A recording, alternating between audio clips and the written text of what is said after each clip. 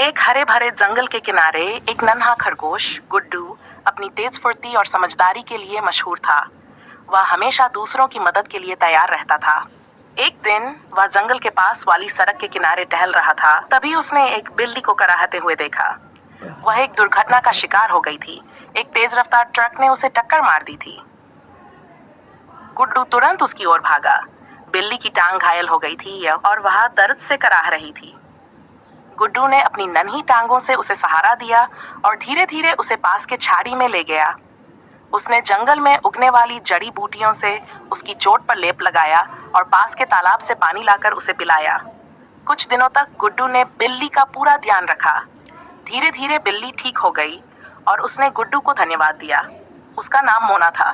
कुछ हफ्तों बाद एक दिन गुड्डू जंगल में घास खोजने निकला। वह उछलता कूदता जा रहा था। तभी अचानक झाड़ियों में एक जंगली लोमड़ी छुपी हुई थी। जैसे ही गुड्डू उसके पास पहुंचा, लोमड़ी ने छलांग लगाई और उसे पकड़ने की कोशिश की। गुड्डू डर से कांपने लगा, लेकिन तभी एक आवाज आई, झपट्टा मारो। यह मोना थी। वह छत से एक ऊंची डाल पर चढ़ गई और वहां से लोमड़ी पर तेजी से कूदी। अचानक हुए हमले से लोमड़ी घबरा गई और भाग गई। गुड्डू की जान बच गई थी।